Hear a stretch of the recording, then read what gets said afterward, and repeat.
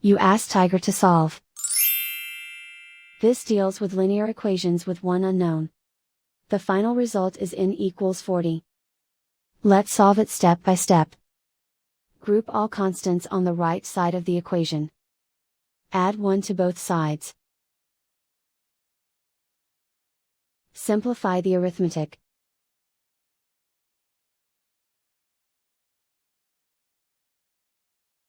Isolate the n. Multiply both sides by 2. Group like terms. Multiply the coefficients. Simplify the fraction. Simplify the arithmetic.